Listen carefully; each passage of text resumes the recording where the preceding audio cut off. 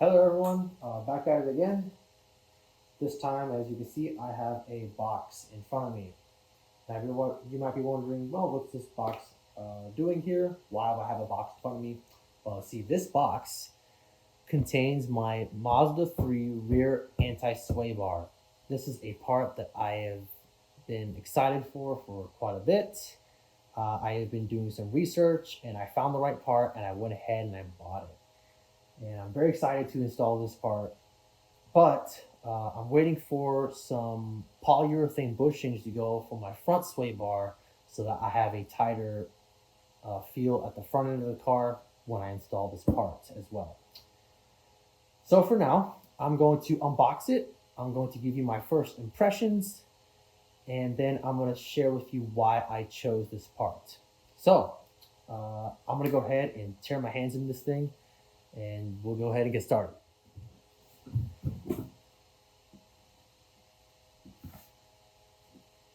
So the company is Progress Tech. When I was ripping off the shipping label, I tore out the logo.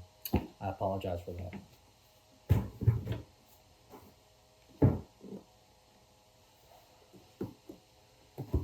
I'm working on getting these metal tabs off with a screwdriver. Put this over here, and there is the box opening. And there it is. The part has to be in there somewhere. Oh yes. Let's see here, it's not open on top or bottom. I'm just gonna slide this thing out. Oh, definitely stuff in there. Wait, oh wait, oh, whoa, whoa, whoa. Yeah. Let's not just dump that out. Yep. And then we open the box. There. Here is. Okay, so here are the instructions, and there's the bushings and the brackets for them. Let's go to open this. Let's go and pull this out. Instructions are instructions. Let's see, what did they come with here? We got some. We got stickers. Oh my gosh! Look at this Integra sticker. That's cool. That's really nice. It's shiny too, with a little bit of silver. That's really cool. 25 years. That's really cool. I love that sticker. Oh my god, I love stickers. Oh, carbon fiber. There's two of them. Look at that. There's two of them. Sorry, I'm hyping over stickers. My bad. Um. Anyways, yeah. There's some brochures, instructions, stickers. Here are the bushings. Look at that. Wow, nice and shiny. Okay, so that's how you install them. You would insert the bar in between that, and that's how you install the bushings. Very nice. Yeah, so far feels nice. The metal is on its own is quite thick. It's quite heavy. Feels heavy duty. Um, I honestly don't have a lot of experience with racing parts, racing components, but at first glance, for my first time, this feels very solid. And there's a bag in here, which oh, this one's for the grease or the lube that goes in between right here, so your stuff doesn't squeak. All right, so that's nice that it includes that. That's very nice, very helpful. I don't have to go down to Advanced or O'Reilly's now. I'm going to close this bag, and then I'm going to put the stuff over here so I can lay the actual rear sway bar on top of this. So it says here, show us your build. Show your store on Instagram. I will be doing that. Make sure you follow me on Instagram at VitoK22. I will leave a link in the description. If you like cars at all, please go ahead and follow. I take pictures of cars. That's pretty much all my Instagram is. Here it is. Ooh, yeah, look at that. Oh, I love this. See, it's heavy. It's quite heavy. So I'm just going to pull this out quite slowly. I don't know what else is in here. Nothing. There's a box. And here is the part in the bag. We're going to get a little sneak peek at the finish in a moment. If I can just grab it. The bag is making it slide all over the place. Here we are. Look at that. As you can see, it is finished in a metallic gray. I'm just gonna slowly pull this out of the bag. There's quite a lot of like dirt or straw in this for some reason. I don't know what that is. Just pull the bag off. But yeah, look at that. Look at that. Wow. So here, let's take a look at, put up the camera so you can look at the welds, look at the quality. That looks very good to me. Nothing, no pitting, very tight. Yeah, it looks really nice. And then, as you can see, there are 2 points here. This is an adjustable rear sway bar. There's 2 points. There's a softer setting, which should be here, and this is a harder setting, which should be here. No logo on the bar. No logo appears to appear anywhere. But yeah, this part feels pretty heavy. Oh, so as we can, so here's something interesting. I don't know, but there's like a scuff right there. That's weird.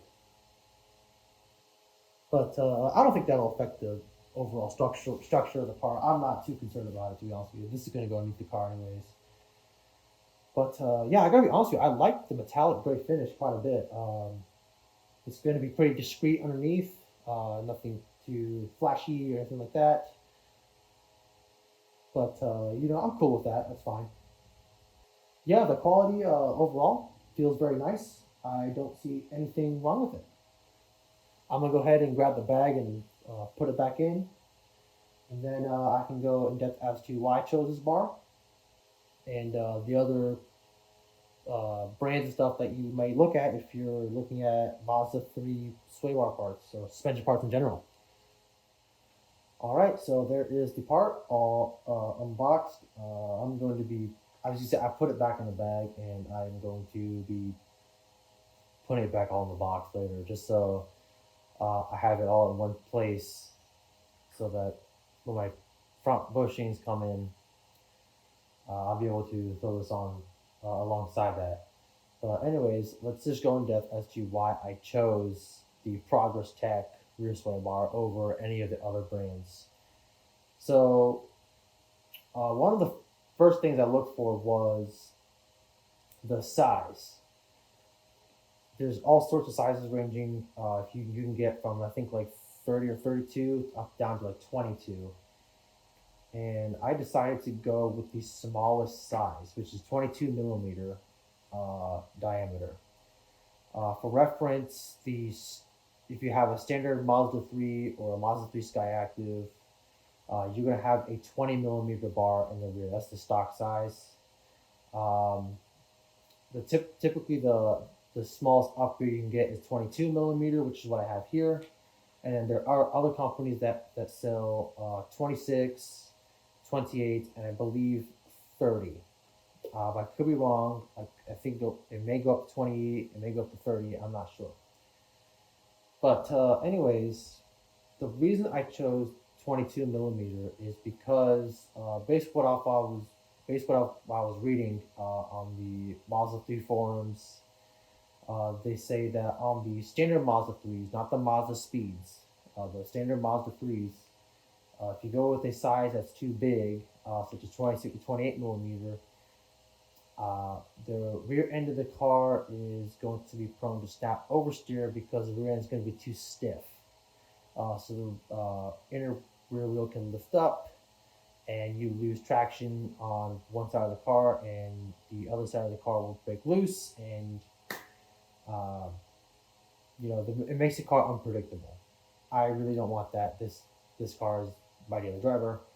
I just wanted to tighten up the rear end a little bit because the rear end is quite soft.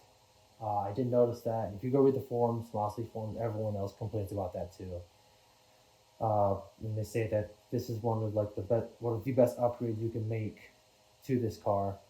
That's one of the big reasons why I looked at rear sway bar for my Mazda. The other big problem with the thicker sway bars that are 26 20 millimeter compared to 22 millimeters is uh, they will wear out your stock Mazda 3 bushings, your not your bushings, sorry, your end links. They'll prematurely wear out your end links. Uh, I don't want to have to deal with that. If I wanted better end links, I would have gotten them, but I'm not too concerned about that, especially because this is going about 2 millimeters, which it'll make a difference, but not so much of a difference to the point where you know it's going to be so stiff to the point where the handling is going to be unpredictable, or it's going to like wear out the bushings and the ball joints and the end links, and I don't want to have to do that. If you're in the Mazda 3s at all, you've probably heard of a guy named Colton Richer. He's based in Canada and he does a lot of videos related to the Mazda 3. And he made a video talking about his custom rear sway bar, which is a very hefty 32 millimeters thick. I that's so beefy. I don't see how that makes sense. So stock front sway bar is 21 millimeter, and his rear sway bar is a 32 millimeter. I don't know. I don't really get that. The people are having problems with 26 and 28 millimeters. I couldn't imagine a 32 millimeter sway bar. But anyways, what he was complaining about in his video was that his sway bar end links were just burning out. So he decided to go with Mazda Speed sway bar end links. He says he hopes that solves the problem, but you know, like I said, I don't want to have to do that. I just want a little bit of an upgrade. If I wanted a substantial upgrade, I would have got front sway bar, rear sway bar, coilovers, and links. I would have gotten the works. But if I'm just going to do some things just to spice up the daily driver, this is all I need. This is all I'm looking to do. This is what makes sense. So yeah, like I said, 22 millimeters. If you go look in the forums, they say this is going to be the best size.